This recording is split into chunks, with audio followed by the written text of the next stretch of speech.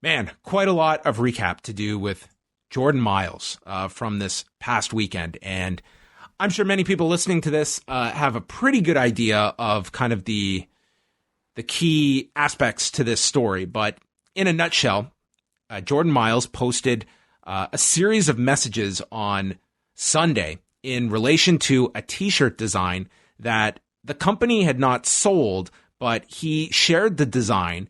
And when you see this design, which is a black t-shirt with a image in the shape of a smile with red lips and the white font, it easily could be, I think, related to a series of racist imagery. And this was brought up by Jordan Myles and many people looking at this immediately of how this thing got to this point where it was an actual t-shirt design. And Myles was pretty upset about this. He said, "I will keep posting this till my voice is heard. I'm not sorry for anything I say or do.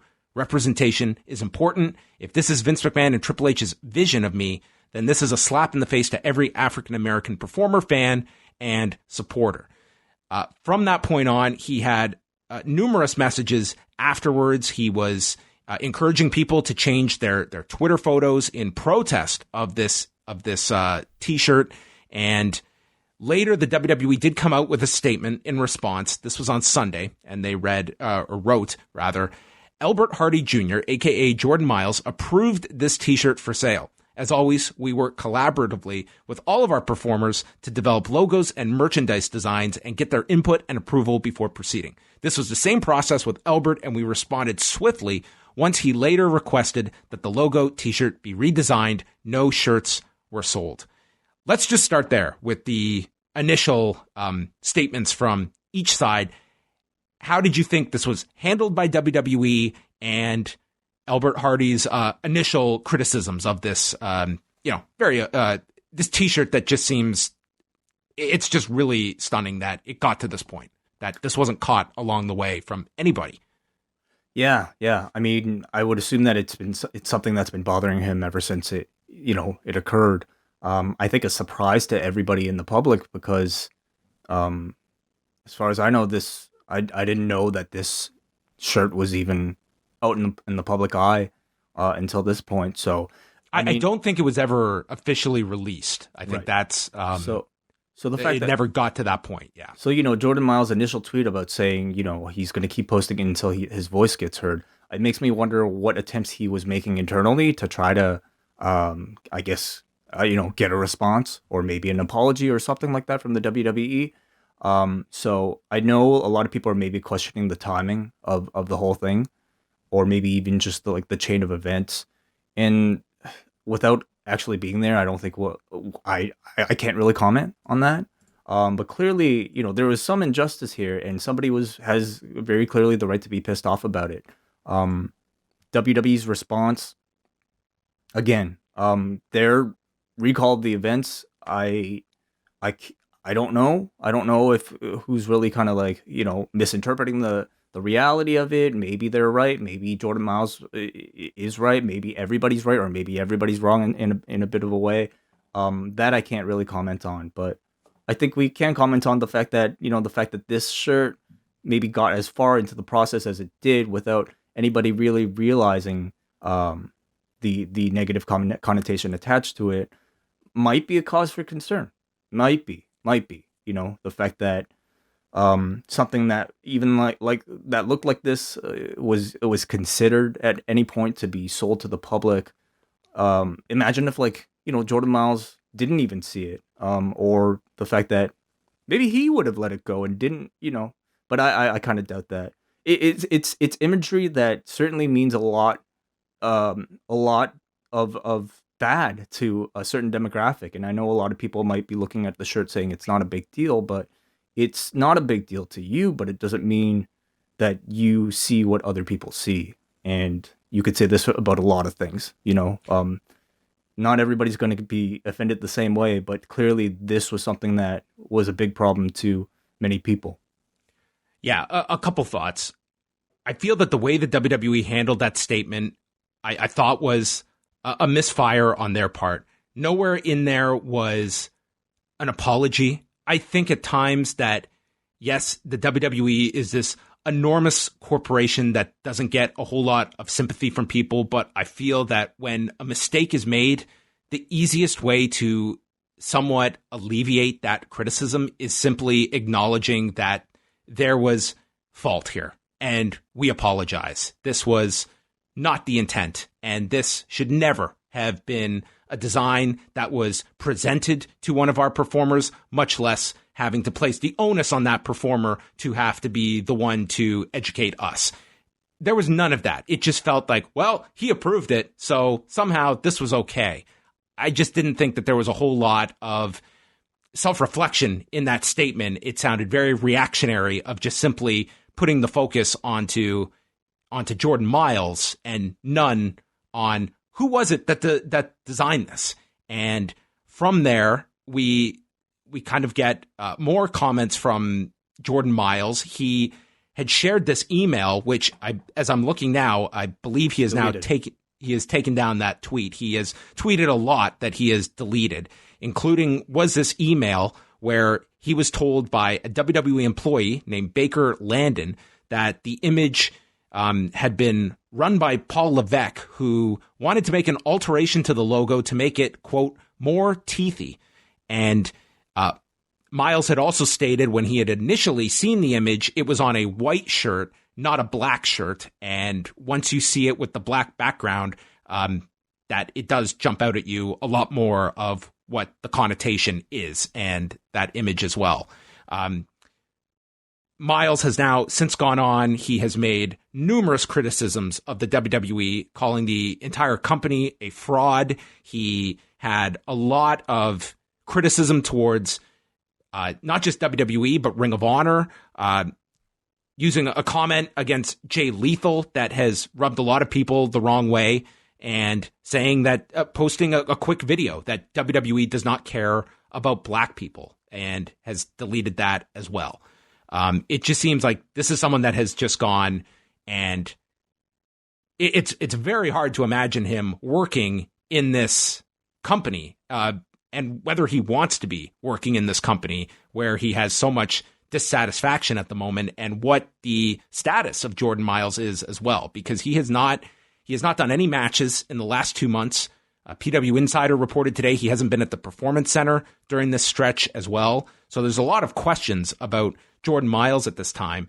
And I would say that there is a larger issue at hand here. And it is just, if you are a African-American performer, if you are a fan, and you look, this is not some just isolated incident, that there is a long history of what has been the experience for an African-American performer or for a fan that watches how some of these characters are depicted. And sometimes when you're talking about racism, it's not something that is just as, sometimes it's very cut and dry, where you can identify something as racist, and others where it's just institutionalized and it's little things like, why is this character doing this specific trait? Why is this person positioned in this light? And it's little things that just become the norm that get overlooked. And sometimes you do have to scream into a megaphone to alert people to this.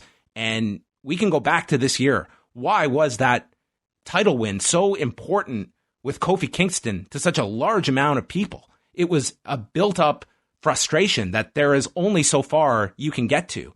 And I think that there is a lot of frustration about this. And this is at least a example of this company having a chance to actually speak to their audience and understand, how does something like this happen from the very first step? Who is designing this logo? How is the brainstorming session leading to an image like this for one of our performers and leading to this? And there's a lot of questions regarding that. And I think it goes beyond just a t-shirt design that was a misstep. I think that there are a lot of other questions that this brings up as well. Certainly. And you have to imagine, I would hope that the WWE is having those conversations right now internally, talking about where it went so wrong, what needs to be addressed so that this doesn't happen in the future, who's going to be the fall guy for something like this. And, if that's the end result of maybe, you would consider this a tirade on Twitter, maybe it's a positive result. Ultimately, I think this gets people thinking about the perspective of issues like this from somebody like Jordan Miles and all people of color. And I I never think that's a bad thing. No, I hope that this is going to open up those discussions, and I hope that this is not just simply glossed over. Now, how do you feel about the way in which Jordan Miles has gone about this? I don't believe that this is something that could just be solved with a simple email internally that goes nowhere. I think sometimes you do have to make something loud in order to initiate that kind of change. But I think that as well, I think he's also going to have his detractors, specifically with how he went against Jay Lethal. You've already seen that pushback from people that, the comments he made about Jay Lethal today. Yeah, I thought that was probably a big misstep. If his goal was to perhaps convince people, at the very least, like, I don't know what criticism he really like, what his specific criticisms are of Jay Lethal. Like, I think the way he phrased it made it really vague and almost a little too antagonistic for a guy that from all accounts, like, I guess has nothing to do with this. So I don't know if that really helped him. I really don't think it did, in fact. But if his intention was to grab people's attention by saying, big statements that, will get people like us on this podcast talking about it, I mean, the goal was there. And I do agree that sometimes you have to have, speak loudly in order to have your voice heard. And he's certainly speaking loudly. Yeah. So I don't know what the next move is here. I don't know what you do if you are Jordan Miles, if you're WWE. I think it looks, I can't see them releasing this guy because I think that would be just such a horrible look to all of this. And well, do we know that he's asked for his release even? No, we don't know that. I'm just saying, like, this is a scenario where it is very hard to imagine him just simply coming back to work because he has been so outspoken and with the criticism of the company. And listen, some of his points very, very valid. The fact that if you're an African American performer in that company and you're watching Hulk Hogan being utilized, being presented as this hero on television, mm-hmm. I think that could absolutely and be completely justified in you feeling as though it's being either swept under the rug or, at even worse, like blindly condoning it. We heard the stories of when Hulk Hogan met with the locker room and it turned away from an apology to more so about watch where you are in this social media age of you're always being filmed. Like it was almost a message of don't get caught, was more so than sincere remorse.